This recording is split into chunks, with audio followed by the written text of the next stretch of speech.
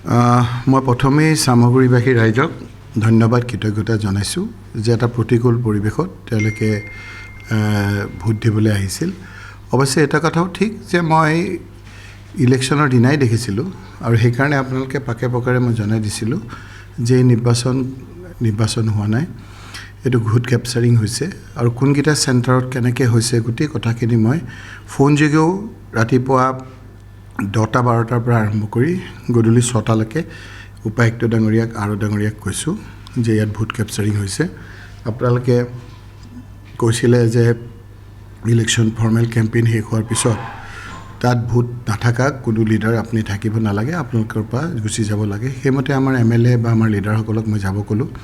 কিন্তু যিদিনা ভোট আছিলে সেইদিনা দেখিলোঁ যে ভোট নথকা চালফা, আমাৰ সুৰেশ বৰা বিধায়ক, আমাৰ জিতু গোস্বামী আৰু কলিয়াবৰৰ ফালেদি কামবাগানত সোমাইছে আমাৰ ৰূপক শৰ্মা, তেওঁলোকৰ নেতৃত্বত ব্যাপক আকাৰে বিভিন্ন ধৰণৰ ভোট কেন্দ্ৰত সোমাই ৰেগিং কৰাৰ অভিযোগ মই ইন ৰাইটিং কেণ্ডিডেটো দিছে, ইলেকশ্যন এজেণ্টো দিছে, আমি আৰকো কৈছোঁ।